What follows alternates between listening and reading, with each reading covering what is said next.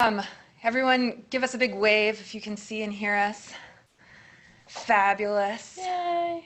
We're so excited that so many of you are joining us today.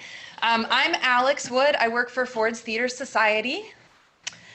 Hi, I'm Ranger Jen Epstein, and I work out on the National Mall. So we'll be talking a little bit about some different places in Washington today, and we work really closely with Ford's Theater because it's a national park site, and yeah, we all get to tell some of the same stories, and we're excited to share our story with you today. Excellent. Okay, so a little bit of our own housekeeping. We would love for you to share your experience with us today. If you are on Twitter, if you are on Facebook, if your teacher is snapping photos in the back of the room, please go ahead and share those with us via social media.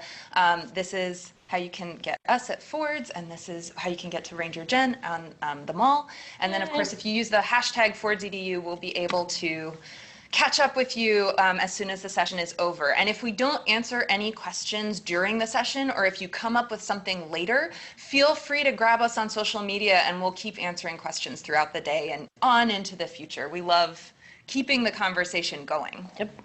Okay, shall we begin? Let's do it. Excellent. So we're going to be talking about President Lincoln, our 16th president, and what Washington, D.C. was like for him, and then how we sort of think about him and remember him in our lives today, all these many years later. Okay,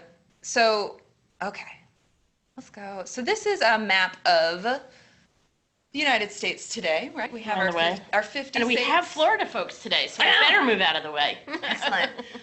So we have 50 states plus the District of Columbia, right? But of course, when President Lincoln was president, the country was pretty different. It's a lot different. So this is what the country looked like for President Lincoln. We were a long way off from getting Alaska and Hawaii. And then, of course, our Idaho friends might notice it looks a little different up there, too. Yeah. So go ahead, raise your hand if, I think we've got a couple, maybe, do we have anyone who is coming from a place that wasn't yet a state at the time of the Civil War? So a lot of these Western territories. Give us a big wave. Or were we all states? Most of us were states. DC is still not a state. DC is still waiting, yeah. Okay, excellent, cool. So this is the country as President Lincoln would have known it. So it's changed a lot since then. All right. And Washington, D.C. has changed a lot too. So this is a map of Washington, D.C. today. It's sort of this odd shape. And this was Washington, D.C. for President Lincoln. So you can see it's a lot smaller when President Lincoln was alive. So this is from 1860. And actually, if we look back at this one, it's got these really sharp edges, right? So it's kind of a diamond shape. And then back in the 1860s, it was not so. And this is another vision of that same 1860s map. So the original idea for Washington, D.C. was to be a diamond, a square. And how many miles was it? 10 by 10, wasn't it? 10 by 10 miles. So it's supposed to be a perfect square. And then... Trick question for me? No. But that of course became complicated, and so Virginia took some of its land back. This is Virginia down here. We've got Maryland surrounding DC on the other sides, and then this right here, all these little this sort of square boxes here. This is downtown Washington, which you see again, this shape right here. So Washington, back in the 1860s for President Lincoln, was much smaller than it is today. It was not that perfect diamond shape that was the original idea behind what the District of Columbia would be. But you can see here how Washington City is bordered by a couple rivers. We've got Maryland up above and to the southeast of us, and Virginia is, of course, on the other side here. Now, what was going on in the 1860s when President Lincoln was president? Big, significant part of United States history. See, I've got South Creek. We've got a student standing up in the front. Slavery? Oh, yeah. We can't. I heard slavery, yeah? Oh, yeah. There you go. Yeah, so slavery was correct. Slavery was happening. And then what? The box too. Oh, it's in the box too. Okay, I see it. Excellent. So slavery and the Civil War, right? So the Civil War was about what to do about slavery. Would it continue? Would it be limited? Would it be abolished?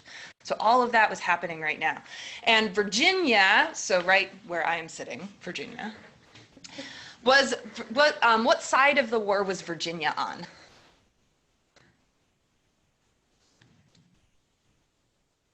I've got hands up in Eaton Elementary.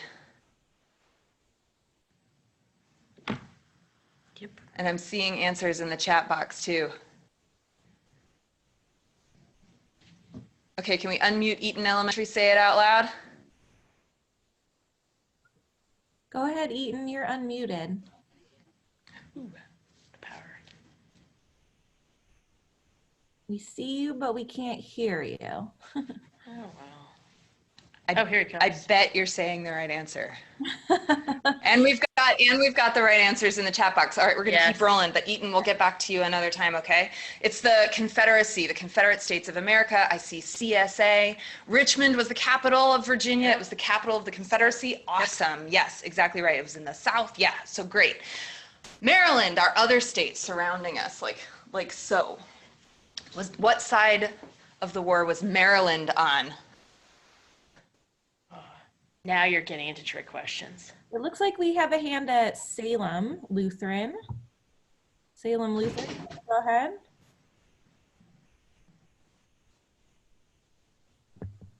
Try again. The Union. Go ahead. Yes. Yeah. Excellent. The Union, the North, the United States. Ooh, Mount Harmony Elementary typed in the chat box that it was split. I like that answer because it was called a border state. So they never left the Union. They stayed in the United States. They never officially joined the Confederacy, but it was a slaveholding state. And so there were a lot of complicated feelings. Probably right near there. Mount Harmony is Maryland. Yeah. Excellent. Great observation. So we've got slaveholding states surrounding the nation's capital during the Civil War. So you can start to imagine how Lincoln's life in Washington was probably pretty intense. Okay. This is another view of Washington. We call this a bird's eye view. It's an illustration, right? It's not a photograph. It makes Washington look sort of pretty, though. It does. You see a lot of green space. A lot of green, and we just have a very different idea of Washington during the Civil War, based on what we hear about it and what we know as far as technological advancements and things that were happening. Let's check it out. All right. So this is a photograph taken of one of the downtown streets in Washington during the Civil War. What do you notice? What do you see? What are some differences between Washington in this picture and Washington today? What you would imagine Washington today, or other pictures you've seen of Washington?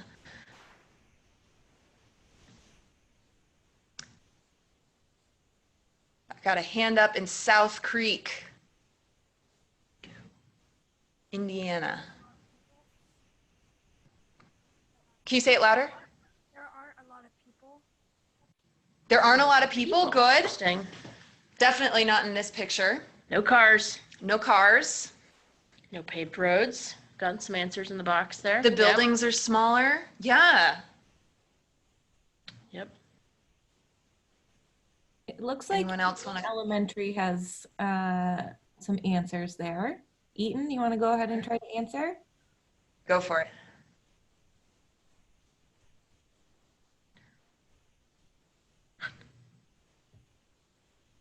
All right. Windows.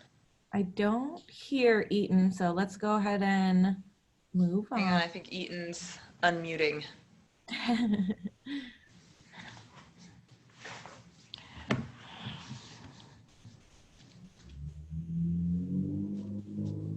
Okay. I don't know what that's doing. All right. We're going to keep going. But again, I'm sure you see the right answers. And I see it again in the chat box. The roads are dirt roads. So in Washington City, when President Lincoln got here in 1861, dirt roads, no paved roads. And so there's dirt roads, there's horses and carriages, there's no cars. people are walking around, and these dirt roads, you can imagine if it rained, it got kind of muddy. If it was dry, it was dusty. So we're starting to get this picture of Washington City as this sort of stressful place, this tense place because Yeah. of the war, and then also this kind of dirty place because of Right. just it being A city. A city. At that time. at Yeah. the time. Yeah. Excellent. Who recognizes this building? Clayton Elementary School. It's the White House. It is. The White House. Excellent. What seems to be missing from when we look at White House pictures today, or if you've been to the White House? Do you notice anything missing from our picture? They got it. Yeah. Yeah, there's no fence. Can you imagine just being able to go walk up to the White House? And that happened to President Lincoln. Wasn't he late to the theater because he was busy with stuff? I mean, Yeah. people could just come on in and say, I want to talk to the president, and have a seat, wait your turn. I mean, that's just not something we deal with. In fact, today we're making the gate around the White House taller. So, yeah, it's a very noticeable change to our situation today from Lincoln's time. I also love in this picture, so this picture was taken in 1863, so right in the middle of everything. And I love in this picture, you can just see people hanging out I know. like it's a park. There's just It people. is a park, actually. Yeah. It is a national park, the White House. The president and his family live in a national park, and the lawn in front and behind, or not that they say back in front, but both sides are also part of the National Park Service. Sorry, just had to poke that in there. That's awesome. So really different for Lincoln than it is for us today, but he did live in the White House. And so we can recognize that throughout. Next. All right, here's another picture of downtown Washington with another iconic Washington building in the background up above me here. Anyone recognize it? Oh, so this building looks like maybe the Smithsonian Castle. It's actually a church that is no not there longer anymore. in DC. We got some capitals coming through here. Yep, that's the U.S. Capitol building. Excellent. What do you notice about the Capitol building? It looks a little different than today. Let me try and catch someone on video for this. It looks like South I've Creek got it. is the answer. South Creek, go ahead. The Capitol building is under construction. Well, Exactly good right. eyes. Exactly right. So when President Lincoln first got to Washington to become president, the Capitol Dome was under construction. And they were still building it, and it wasn't finished. And we actually have and also, just while we're looking at it, you see again here, we've got all these dirt roads throughout Washington. And then take note of this particular sea of kind of hard to see stuff, because we're going to talk about it a little bit later. But yeah, so we're starting to get this sense of Washington as kind of an unfinished city. Sometimes students tell me that when they think of a place with dirt roads and under construction and sort of those small buildings, they start to think of somewhere like the Wild West. So try to imagine Washington City, the capital of the United States, as The president walking down the street. the Wild Okay. West. Yep. All right, here is another picture of the unfinished Capitol Dome. And this is from another angle here. And so you can see a little bit more of this sort of under construction, dirty city. Again, take a good look. What do you see? We've got the Capitol, we've got the unfinished dome. What else do you see here in the foreground, maybe? Oh, Farmington Falls has a hand. Farmington Falls? Yeah. Go for it. Washington was still a swamp around that time. It was very swampy. It was very swampy. Very good. All right, It's so a we've bit got of that. this body of water here. Do you want to tell us a little bit about the body of water?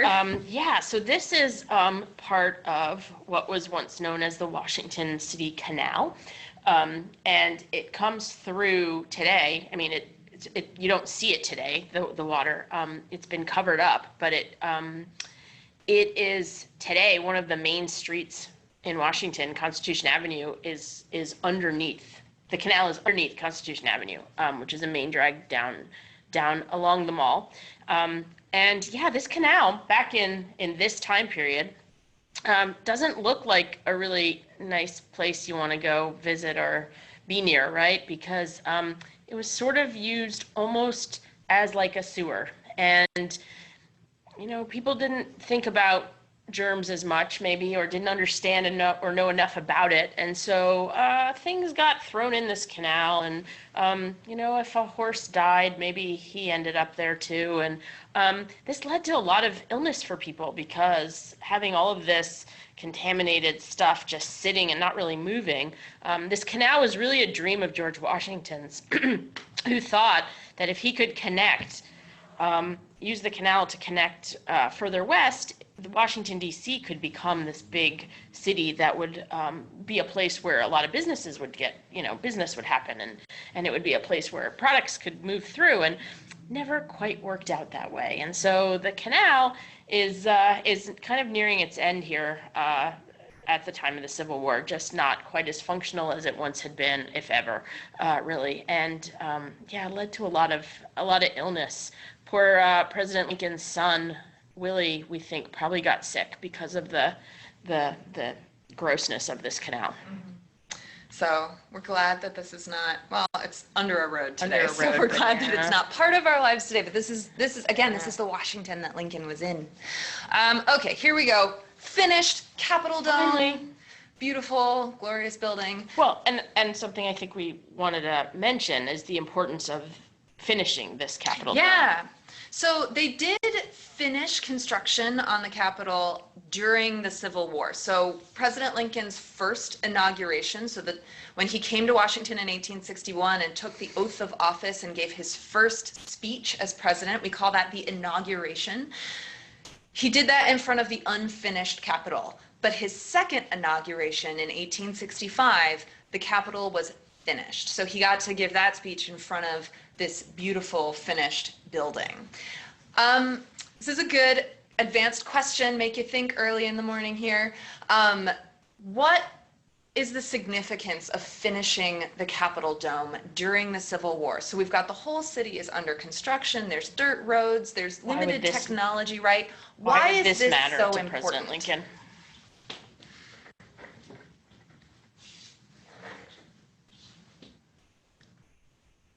And there's no right answer. It's like a multifaceted. And can I just say that the reflecting pool is going to come later, so that wasn't it. That's the canal that is gone or covered. But yeah, we'll get to the reflecting pool in a minute. Ooh, awesome. I'm seeing some answers in the chat box. Yeah, it looks like Galileo has an answer. Galileo, you want to? Yeah. Yes, do you have an answer, Lincoln? Okay, go ahead, Lincoln. I think that we need to finish it so that the country people could like help fix the rest of the city. And so that it could be a symbol of strength in the economy. Yeah, exactly right. So it's a symbol Very of good. strength. It's a symbol of the United States. And we saw answers like that in the chat box too. So I want to give credit to everyone who was coming up with that. It's a symbol that represents the country. It's a symbol that represents our union. And you can see this building for miles. Yeah. So if you're in Virginia, you can see this building. If you're in Maryland, you can see this building. It is iconic in our landscape, right? So if you imagine, and particularly back then when most of the other buildings are so much shorter, it really stood higher than the rest, and it's sort of up on a hill, and it's, you know, this shining beacon symbol of our government. So to finish that during the Civil War, when everything was so uncertain, was really important. It was an important message to send To represent the country. Exactly. Yep. Bonus question. Does anyone know what the statue on top is called? She's all the way up here. Pretty good. Why the eagle is not gold-plated? Erie Elementary got it. Statue of Freedom. Exactly right. Okay, Galileo is asking about the eagle. Which eagle? I don't see an eagle. Were you looking at the statue up at the top? Yes, that's what he's looking at. Awesome. Good eyes. So that's the Statue of Freedom up there. So that's another important symbol and an important question during the Civil War, right? What does freedom mean and who gets to be free? So really important to tie it all together here at the Capitol. Okay, on the opposite end of the National Mall, if you were standing here and you turned around and looked the other direction, you would see this building. Yes, you would. Who knows what this is? Everybody's got their hands up. Everybody? All right, everyone unmute and just shout it out. Good luck. Lincoln Monument. Memorial. Washington Memorial. Interesting. I dig it. Washington Monument. Well done. Yeah, this is George Washington's monument. And while we're talking about finishing the Capitol dome, there's kind of a related somewhat story to getting the Washington Monument done. When you look at this picture, what do you notice about, a third of the way up? Can anyone see anything that they recognize that looks a little funny about our monument? Got every single hand up is in Eaton Elementary and Yes. Claymont Elementary. Poor Eaton Elementary's probably heard me say it 5 times. Yep. Uh-huh. Change in color, exactly right, and very similar to what was happening with the dome on the Capitol. There's a little construction issue. So let's jump back a little bit. All right. There we go. So Washington's monument, fun story, and ties in a lot to the history, because as you were saying about the Capitol, the Washington Monument can be seen from everywhere. And so it's a really focal point of our city here. This is what it was supposed to look like. So when they started talking about a monument for George Washington, which actually went back as far as to the time that George Washington was alive, they left the space on the mall opened and said, someday we're going to build a monument to George Washington, and we're going to build it right here. And so he knew that might happen, but he never knew what it was going to look like. So years later, in the 1830s, they would have a design contest. They would have gone out and they would have tried to ask people, what do you think George Washington's monument should look like? And the winning design was this one right here by Robert Mills. So it's pretty fancy, isn't it? How many of you like this one? Thumbs up, thumbs down, you like it? You don't like it? Not so much, huh? Oh, Well, we're getting a few kind of, I like the mixed opinion. Yeah. Very democratic process. Yeah, there you go. So this I wish I knew what some of the other options were, because it would be kind of funny. I've seen one when they were doing the Jefferson of a really skinny Thomas Jefferson, which looks terrible. So I wonder what maybe some of the other options were that we might have seen. But this one won. And back in the day, they said it was going to cost them $1 million to build. And they said that that's a lot of money. I mean, it's a lot of money for us today. It's a lot of money for them back then. So, yeah, they decide that even though they don't have $1 million, they're going to start building. And they're confident that people are going to donate more money as time goes on. They're going to see the Washington Monument go up, and they're going to want to add to it. Yeah. So, Not so much? Not so much. So to add to our vision of a lovely Washington, D.C. downtown, this is what the monument grounds were looking like around Civil War time. They would run out of money in 1848. No, they would start work in 1848. They would run out of money in 1854. And about that 1848 date, in the crowd, when they have the cornerstone laying of the Washington Monument on July 4th, 1848, is a young congressman from Illinois who was on hand to be there.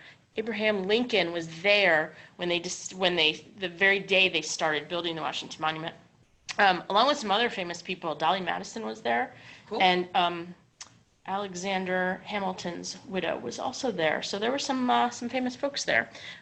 So Abraham Lincoln's in the crowd. Big celebration to get this going, and a few years later, they run out of money. And so this is what the monument looks like in Lincoln's day, so the time that he's president. So during his presidency, does it look like a nice place like you'd want to go visit? You'd have cows grazing on the lawn, and then during the Civil War times, there are going to be soldiers. No, yeah. Thumbs down. Erie's not wanting to hang out there at all. No, yeah, I'm with you. So cows are grazing, soldiers are marching and practicing drilling, and in some corners there was a place where to feed all of these soldiers they would have had to kill some of these cows, so they would have had slaughterhouses. And this is right up against that lovely canal we were talking about. So yeah, not a pretty place to be. See another scene of what it was looking like. Yeah, around there. Here are some of our soldiers who are drilling on the grounds. I think this is actually the south lawn of the White House that we call the Ellipse. But you can see the monument has stopped work. And unlike the Capitol, they're not going to be able to continue through the Civil War time because they just don't have the funds to do it. And so you can see that it's about a third of its current height.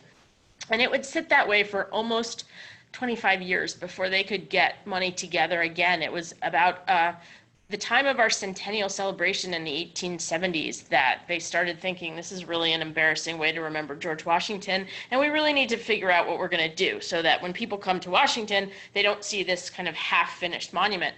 And so the money would come from Congress to finish it up. And when they go back to get rock from the quarry that they had used the first time, it's been 20-something years, and they can't get rock from that quarry. They have to go to a nearby quarry, and our color is slightly different. So that picture where we saw the two different colors reflects the time in which it was built. And the Yes. soldiers actually used this unfinished Washington Monument during the Civil War a little bit, right? Like they were in and out of it. They might climb up to the so. top of it. There was some talk of, yeah, I don't even know if they were using it as like for signal stuff or if stuff was happening in there. But we do have some evidence, which is pretty cool. If you go inside the monument, which just recently reopened, well, I say recently, last September reopened, and as you're coming off the elevator, just inside the monument is some graffiti, your side, that way, which is really hard to explain because as park rangers, we don't like to talk about graffiti. We don't like to think about people damaging our special places. But when it was a guy who did it in 1861, it's closer to you on your side, the 1861 part, it's really cool. And so this is graffiti that you find in the monument, and we don't know a lot about this fella, D.C. Hickey.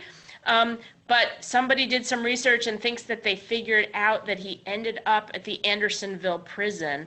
And behind me here is potentially his grave. We think this is his grave. Anyway, just a soldier who happened to be in Washington and left his mark behind inside the monument. And there's some really interesting stories tucked away in our monuments. That's really fun. I do love how these stories and these pieces of evidence help us really imagine what the city was like for the people living in it 155 years ago. So we're back here at this beautiful picture of the Washington Monument with this clear sky, and you can see the reflection in the reflecting pool. But there we go again. We've got that really clear line between how tall it was when Lincoln was looking at it and when D.C. Hickey was scribbling his name in it, and the rest got finished after the Civil War was over. Same kind of rock. It has gone, I see there's a question about weathering. It's undergone some restorations. So if you've been up close to the monument, if you have the chance to come visit us sometime and get up close, you'll see that there are parts, little pieces on the corners sometimes where they've restored it and put in newer pieces and they're brighter white on the edges and stuff. But yeah, it's not so much the weathering that affected the color, as I understand it, is that the rocks came from different quarries and were slightly off color. Cool. Not the same color. Okay, so back in time to the 1800s. So this is a picture of the National Mall looking toward the Washington Monument. Capitol's behind us. Capitol is behind us. Yes. And so this picture was actually taken in 1868. So 3 years after President Lincoln was assassinated, 3 years after the war is over. Almost see the White House would be in this area here. So do you notice anything that strikes you as looking a little funny here? Big difference between... Big difference, and maybe our local folks would know this a little bit better than folks if you haven't been here, but it's a pretty big difference for us today from what we're looking at right here. I got hands up in Eaton again. I've got a hand up in Salem, Lutheran. Eaton, do you want to No try? reflection. Go for it.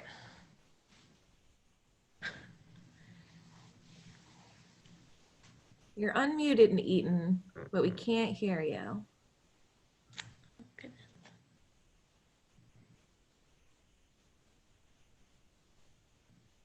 All right, you said there was a hand at Salem. Why don't we try Salem? Go ahead, Salem Lutheran. There are virtually no buildings. Yeah. Empty. So so we've got right above my head here, this building here, and that's standing still today, right? Maybe? There's a couple old brick buildings on the mall today that, Agriculture, is that it, maybe? Maybe. Maybe part of agriculture? I don't know. so yeah, but, 68. so we don't see any of the Smithsonian's, right? Not yet. Of course, the Smithsonian Air and Space Museum didn't exist yet, because we hadn't made it up into air I and think space. this photo might be from the castle, though. Yeah, so the Smithsonian Castle was would have been there. there. Somebody was living in the castle during the Civil War, and we have her diary, which is fascinating. If you're interested in reading about what Washington was like in the Civil War, you can read it from the perspective. The daughter of the secretary of the Smithsonian is all online at the Smithsonian, so it's really a good read if you're interested in that kind of stuff. Yeah, but so good eyes. So if you came to Washington today and you went to the National Mall and you stood about where the photographer was standing when they took this picture, you would see a lot more buildings like, this is very difficult, like along the sides, right? Framing the National Mall. What else is different? What about, there's some iconic things on the National Mall that we think of today. Mount Harmony knows. All right, Mount Harmony knows. What did you say in the, there's no Lincoln Memorial. Exactly right. Can I just answer real quick that her name is Mary Henry, and if you're interested in learning more about her or reading her diary, they did actually print it a few years ago. So there is you could get it on I think I got it through a book thing online. But yeah, Mary Henry. And I think it's all digitized I think too. it was digitized. So So if people you- could, if you read just it online. Google it, I think the Smithsonian has it, like the whole diary completely transcribed, so you can read the whole thing online. Yep. Cool. Thank you. I'm sorry to interrupt. No, it's totally important. It's an awesome first. It's a great person resource. perspective. Yes, she's really fun. I mean, and you can try and figure out what side she's on because she's living in Washington, but Where her some of her sympathies primary sources, really fun. Isn't that what this series is called? Yeah. Primary sources. Very good. Sorry. Okay, so your awesome eagle eyes spotted it on the other side of the Washington Monument. There is no Lincoln Memorial yet. There's just a lot of water. So this is the Potomac River. So let's go back to this map. And again, so this is the map from 1860. This is when President Lincoln was living here. And the photo we had was from 1868. So if you see in this, so here's the National Mall in 1860. And there are a couple buildings that we've talked about that you'll recognize. So this is the Capitol Building. You're such a good pointer at is this. I'm so impressed. Practice. And then there's, this is the Smithsonian Castle that we were talking about. So that's probably where the photographer was standing. And then they took the picture this way. So there's the unfinished Washington Monument right there, is teeny little dot. And then if you look north, that's the White House. And so the White House and the Washington Monument were right on the Potomac River. And that's not the case today. Today, there's all this other stuff out here. The Lincoln Memorial is out here. There's a World War II memorial. All of these events that hadn't happened yet in Lincoln's day. We've been building more memorials and monuments to those things out in this area. But this area is underwater. So how did we get there? Well, and one of my colleagues years ago used to love to use the analogy that as our country was moving west and exploring the West, Washington was also building west. And so this water, this is the Potomac, and somebody mentioned earlier the swampiness of DC and how the water wasn't, the river wasn't very deep. I don't know, can we flip back just to the picture of, the water here isn't very deep. The folks in Washington, it was along the lines of the canal. It was, it would breed bugs and it would just not make for a very pleasant here. Climate in the summertime wasn't very, very pleasant. And the decision was made to do something called this land reclamation project, which was to fill in some of the land behind the Washington Monument and make the river deeper. So to my non-scientific mind, I always equate it with digging a hole at the beach. It was like the when you take your shovel and you dig out the dirt, you throw it next to you, and then you have this big pile of dirt. And that's what they did with the river. They made it deeper, they made it narrower, and they filled it in to be able to This one. to be able to make the river deeper and to create more land. And so now this map shows how much land we've gained. And a lot of the land in the park I work at, including where my office is located, is on land that was all created during this land reclamation project. And it made for more space. And, you know, when you have buildings like the U.S. Capitol and the White House and the Washington Monument finally gets finished in the 1880s, around the time that this is getting started, the thought was that we need to do something really spectacular at the other end of this to make this place special. And in regards to the tragedy of President Lincoln's death, he was the obvious person to go ahead and honor. And so they did very similar to when they were talking about building the Washington Monument. A commission was formed. Bigwigs were invited to participate and come up with the designer of the building, and then also someone to design the statue. And it's one of my favorite pictures of when we are getting the building together. The process of building the Lincoln Memorial took place between 1914 and 1922. So in my mind, I'm already thinking we're going to need a big birthday party for the Lincoln Memorial in a couple of years when it turns 100. Anybody got some really good eyes and can see any other monuments in this picture? Got to look pretty close. I see the Salem Lutheran folks. See it? What do you see? The Washington Monument in the background. Excellent. Right in the background. Yeah. So that was already finished by the time that the Lincoln's getting started. And I'd like to point this out too, for those of you who have been to the Lincoln Memorial and maybe have been not so excited at the thought of having to walk up all of those steps to get up into the chamber to see the statue of Abraham Lincoln. I feel like this is a great explanation of why you have to do all those steps, because you see the foundation under, see, I'm not good at this at all. The foundation under the Lincoln Memorial has to be really sturdy because it was built on land that was once part of the river. And so to build this really heavy marble statue of Abraham Lincoln needs to be on a sturdy ground. And so that's why that foundation is so deep. And that's why you have to go up all those steps. So hopefully that will make you feel better the next time you do that. So in 1922. 1922, big celebration. The opening or the dedication of the Lincoln Memorial takes place on May 30th. And as I said, there were some big names in attendance. President Warren Harding is the fellow in the center. Yay, I got that right. And he was president accepting the memorial on behalf of the American people. On your side is Chief Justice of the Supreme Court, William Howard Taft, who was also, I think, in charge of the Lincoln Memorial Commission at that time. And maybe the coolest thing ever is that the fellow behind me is Robert Todd Lincoln, the only surviving child of President Lincoln's, who was there at the dedication of his father's memorial. And how cool is that? I mean, he was in his late 70s, I think, at the time. And I feel like I haven't totally confirmed this, but I remember hearing at some point people saying he used to like to drive around when it was being constructed because he liked to be able to watch the progress. I mean, imagine being able to watch your father's memorial being built. I think that would be pretty neat.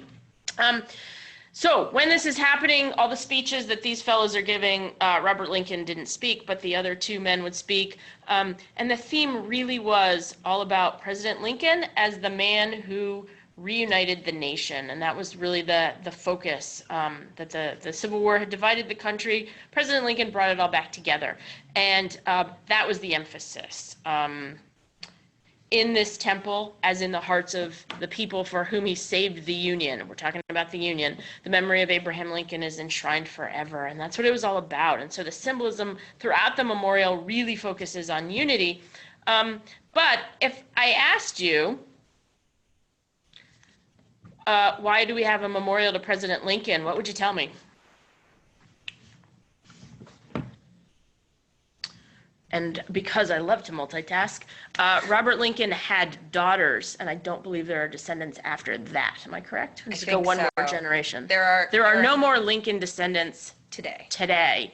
And I think it goes one generation beyond Robert. It looks like Harmony has some answers. Mount Harmony, do you want to answer the question? Okay, sure. Oh. I think we got to unmute you, Mount Harmony. There we go. Hey, come on up. Hey.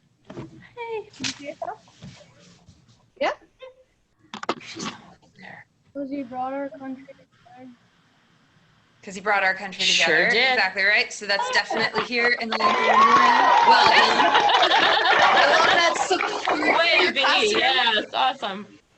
Are there any other people we usually think about when we think of the Lincoln Memorial? Any other events in history? Like obviously Lincoln, but like what else important that we study? Maybe especially this month. It looks like Claymont Elementary has an answer. Claymont, you want to go ahead?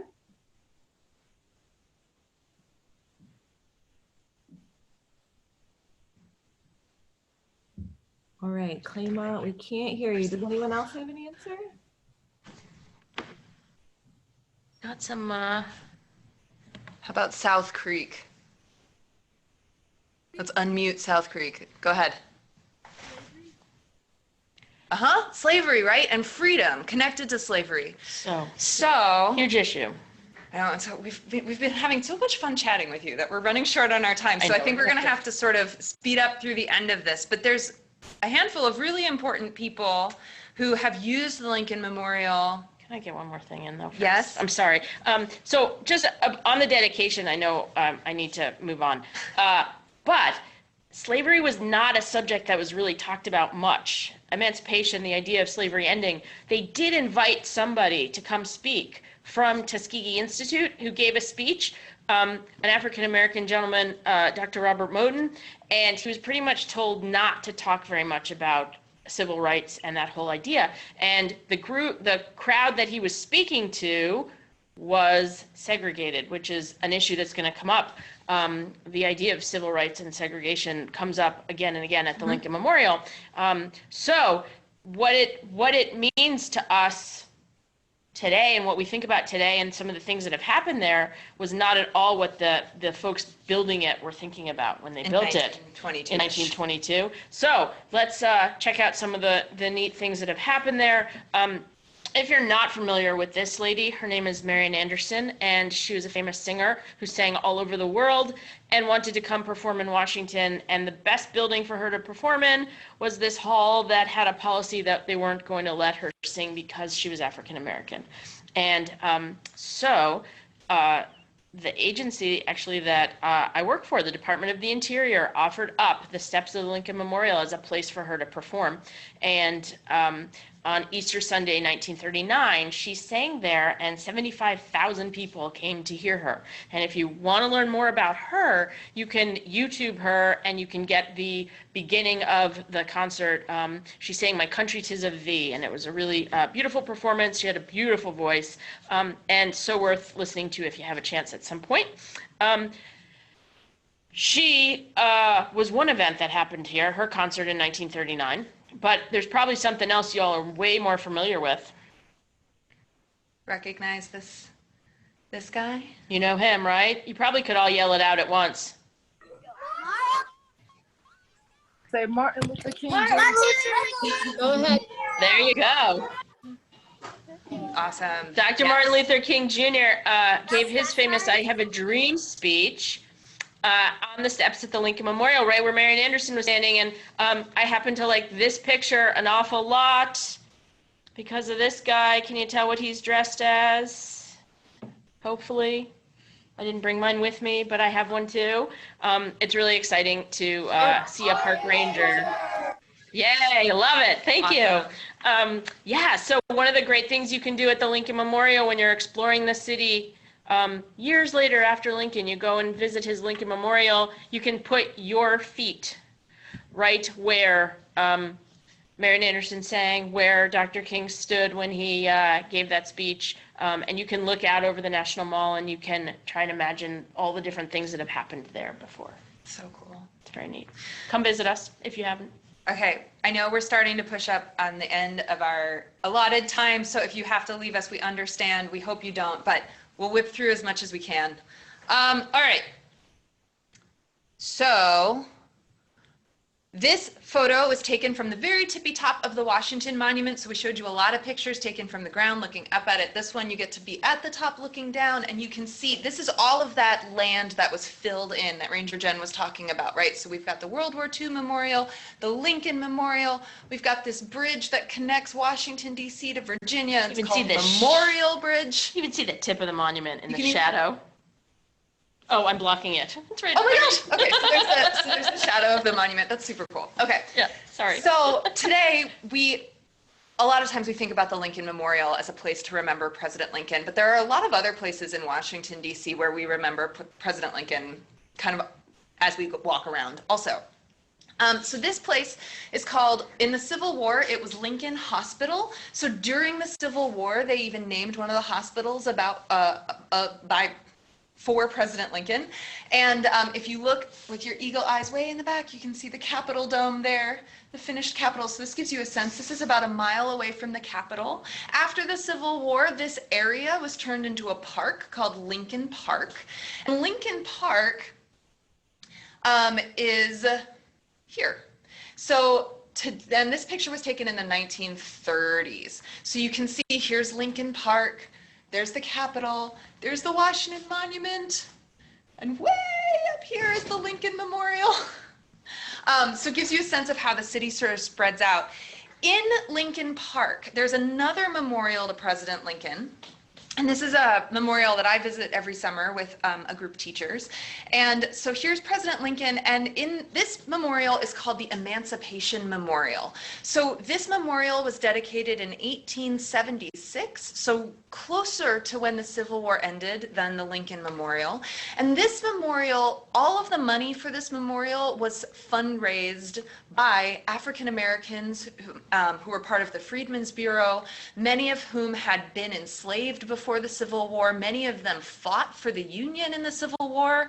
And so African Americans raised the money to build this statue to President Lincoln to honor him as the emancipator. Clearly not what the Lincoln Memorial was built for. It's interesting because we have these two monuments to Lincoln in a direct line across from each other, and one really focuses on him and his work to end slavery, and the other one focuses on him and his work to save the Union. And of course, all of those things are incredibly connected. Right. And then just about a mile away from Lincoln Park is Ford's Theater, where we are coming to you from today. So Ford's Theater, this is a picture of Ford's when Lincoln would have seen it. This picture was taken a little bit after Lincoln. But again, we're back downtown. We've got these dirt roads. You can see a horse and carriage right behind Ranger Jen there. Ford's Theater was sort of cemented into history, of course, because of what happened to President Lincoln here.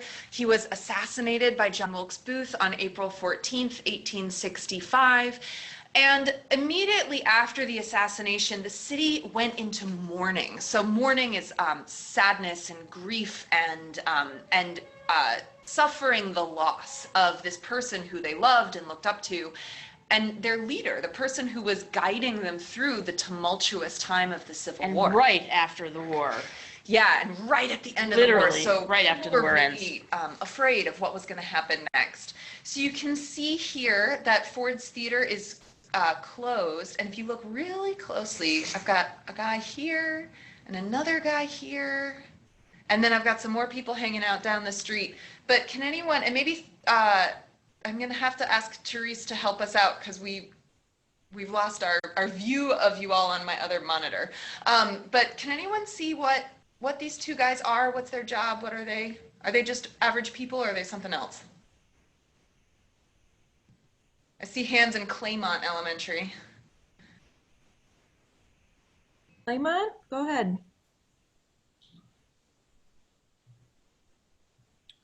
Let's see. We have a lot of, what about South Creek? South Creek? They're guards. Yeah, exactly right. Good eyes. So these are guards, and they're guarding the crime scene. That was Ford's Theater. It's just a really cool detail. And then the black fabric hanging out of the window, that's what we called mourning cloth. So that was a way that people could show their sadness. So that was 1865. 1968, 103 years later, Ford's Theater reopens as a theater. So it had this whole other life. That's one of my favorite stories, but we'll have to save it for another time. And you should totally look it up. But it had this whole other life for 100 years. People didn't want to go. Yeah, people didn't want to go back to the theater. They weren't right ready. away. It was too sad a place. So it had this whole other life for 100 years. And then in 1968, we restored the theater. So this historic picture was taken in 1865, and this picture is what Ford's Theater looks like today. So this is the presidential box today. This is the presidential box for President Lincoln. And so you can see we've done a really careful job to restore and recreate the space so that we today in 2020 can visit Ford's Theater and see what it looked like for President Lincoln. This is a really cool picture because you're standing on stage looking out at the audience. Now we're sitting on stage. Yes, we're sitting on stage. Really important updates: electricity, air conditioning, indoor bathrooms. Yes, thank you. We enjoy these things in 2020. President Lincoln did not get to enjoy these things in 1865. So the other thing that's really important about how we remember President Lincoln at Ford's Theater is we're still a theater. So we do shows, we do plays, because President Lincoln came to Ford's Theater to relax. He came to Ford's Theater to see a play. He loved the theater. He came to Ford's Theater probably 10 times during his presidency. And of course, you know, the last time is the one that's most famous, but he came to Ford's and saw other works. He wanted to laugh and enjoy himself. And so today we do plays that help us explore the American story. We don't always do shows about Lincoln because, you know, Lincoln didn't come to Ford's to see plays about himself. So if we're honoring him and remembering him, Love of theater, yeah. we can see other things too. But what I love about this is you can see the presidential box all the way above Ranger Jen. So we never cover the presidential box. So whatever show we have on stage, whether it's this play, which is called Sabrina, we've got another show here. This one's called Fly. It was about the Tuskegee Airmen. You can see, and again, you just see the flags above Ranger Jen now, but you can see we never cover up the history of the place, while at the same time we're this living, breathing memorial to President Lincoln. So that's that. So these places that some of which were here for President Lincoln himself, others have come up after he was here so that we can remember him. This power of place here in Washington is a really extraordinary thing. And hopefully, if you come to DC, and I know some of you are from DC and some of you are close and some of you are far, if you come visit us in Washington, we really hope we'll be able to see you in and around Lincoln's places. Yeah. Thanks so much for spending your morning with us. And I don't know if you have any questions and you have time, we could take them, but I don't know. Do you have time to stick around for a few questions? We do. We know we went over, so we want to lost our respect chat your time. box, so if there were questions, we don't have them. There's one question in the chat box I'll call out. So South Creek wanted to know, what was the play he was watching? What was the play Lincoln was watching during his last visit? It was called Our American Cousin. And it was very, very popular in 1865, but it doesn't translate very well to It's a comedy. 2020. So it was a comedy. People were super excited to laugh, but the jokes that were really great in 1865 are not very funny for us today, so we never do the play anymore. Yeah. Got it. Any other questions out there? Let's see. Chombley Homeschool, do you want to ask a question? We can't. Go ahead.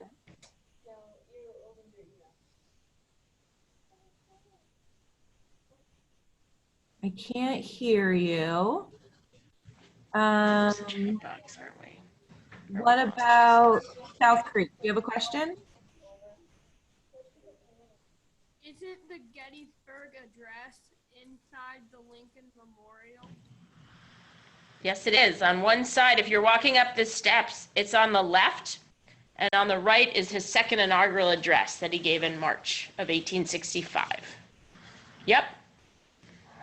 All right, I have some chat box questions. So from Anderson Middle School, what was Lincoln's favorite place to visit in Washington, D.C.? Ooh, Probably his the cottage. cottage, yeah. So about 3 miles north of the White House. So back in the Civil War time, it would have been out of town. It would have been in the country. It was about a half-hour horse ride up the hill.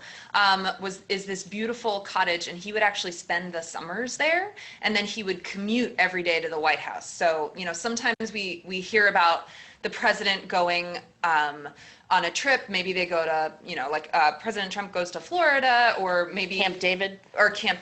or a lot of presidents in the past have gone golfing, so they go on these trips to escape. President Lincoln couldn't really do that. He could never really take a day off. But so he would go home at night to this place called the Cottage, and it was up on the hill, and it was absolutely beautiful. And it is a museum today that you should can totally go visit. Yep. Go visit. What about Claymont Elementary? I see you've been standing there for a while. Go ahead, Claymont. Why is Lincoln always sitting down? In a lot of his statues. So the decision was made in the Lincoln Memorial in particular. I can't talk to all of them.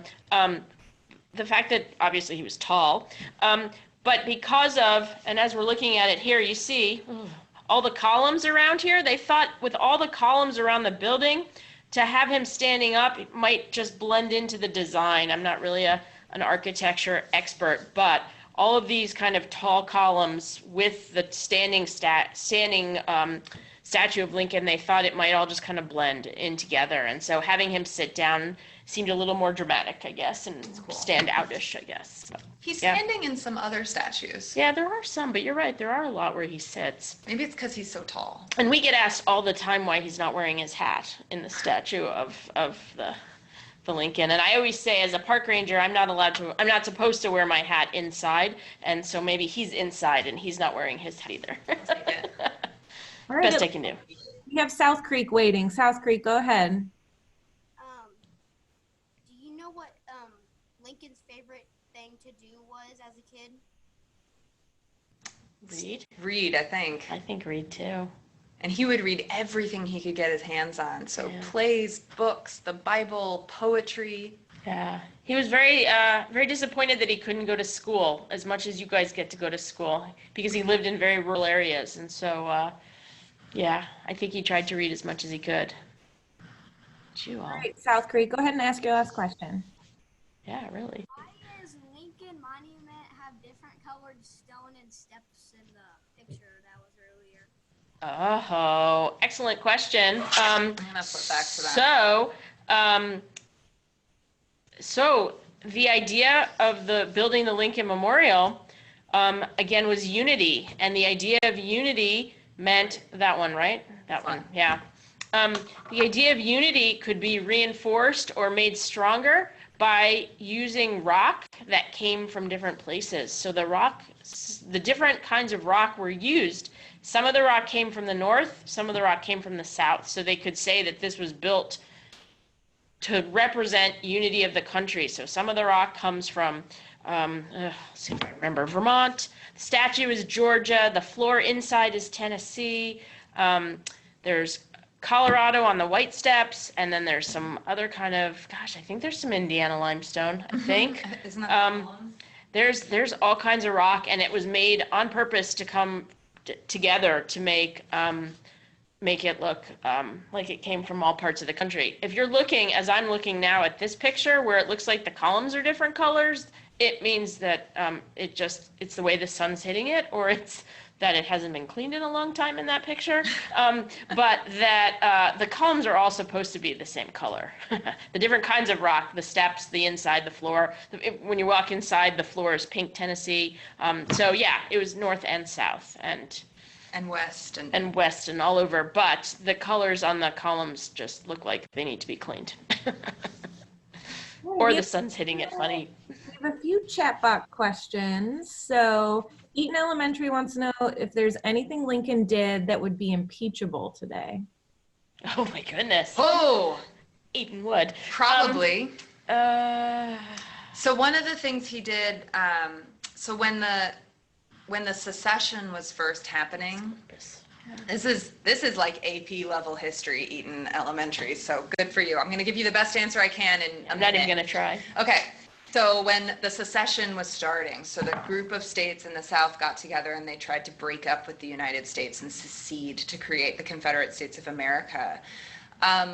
Lincoln knew that if Maryland seceded, Washington, D.C. would be in hot water. They would be completely surrounded by Confederate states. So you can imagine Washington, the capital of the United States, wouldn't last very long if it was surrounded by Confederate states.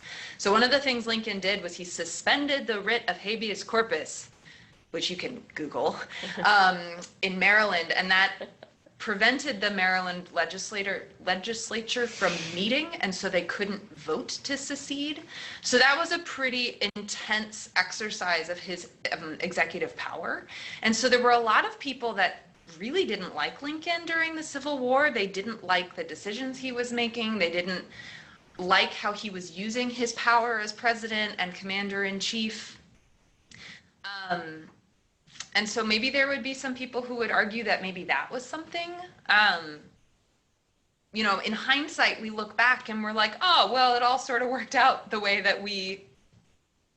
So, like, the fact that we're sitting here today in the way that we are is as a result of how the Civil War happened. So when we look back at Lincoln and his leadership, you know, particularly at the sites that honor him, we look back and we're like, oh, he made all these great decisions. But Right, he actually made a lot of decisions that people had a lot of arguments about at the time. Great question. Yeah, really. All right, I'm going to take a couple more questions here. So Salem Lutheran wanted to know, were there any shortages in the Capitol? Like money I would or supplies? What does that mean? Supplies, yeah. In the building or in the city? Yes, sure, like yes. I think, you know, they're always having to try and get money from somewhere. But, you know, the fact that The dome wasn't finished, not because they didn't have money, though, right? right, and they prioritized Yeah, they finishing made it a thing to finish. I'm not sure I totally understand the question, but Well, and paying for a war is expensive. yeah, wartime is not an easy thing. Yeah. All right, so this is from Chombley, our homeschool participant. Why didn't they end up building the columns around the Washington Monument? Probably because they ran out of money. Yes, money was an issue. So money was definitely an issue, and when they come back to build again after the little break, they decide to go with a much simpler design, and they go with the obelisk idea, and then they bring the Army Corps of Engineers in to finish the building project, as opposed to it was started by kind of a private company, the Washington National Monument Society. They started the fundraising and then weren't able to finish it. So when the government gives them the money to finish it, they come in and they're going to finish it.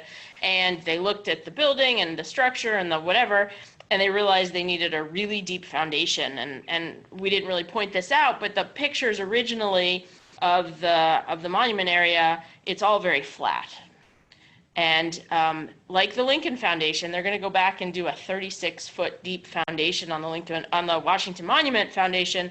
And you notice today when you walk up there that you walk up a hill, and that all became part of the design, where they just said we're gonna go simple. We're not going to be able to do the original fancy thing. We're going obelisk, ancient symbol of something I don't remember now.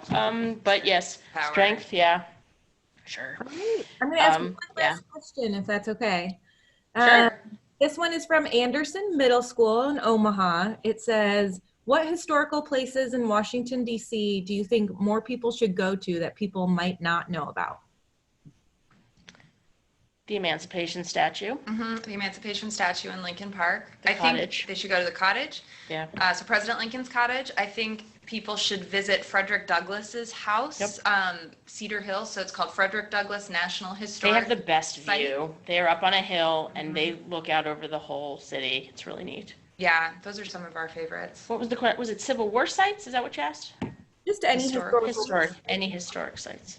Do you have you like Constitution Garden? I like, there's a little memorial to the signers of the Declaration of Independence, which is on an island. Where's the picture of do you have the picture of the, Yes. looking out from the monument? Yeah, that one, you just Ah. passed it. I'll find a way to point to this. Oh, I'm on it right here. So this is Constitution Gardens, and there's a little island right here with a wooden bridge that takes you out to a memorial to the 56 signers of the Declaration of Independence that nobody knows is out there. And that's pretty cool. Very cool. Well, thank you so much, both of you, for sharing your time with us today and all your expertise. And for our classrooms. Thank you for all the great questions. Yeah, sorry. Thank you. We have another session later today, and then we do have other sessions coming up, so feel free to join us then. But thank you again. Have a great rest of your day. Thank you. Therese, can you save our chat box? Yes, I will save your chat. Thank you. We lost it. Fabulous. All right. Thanks, everyone. Thank you.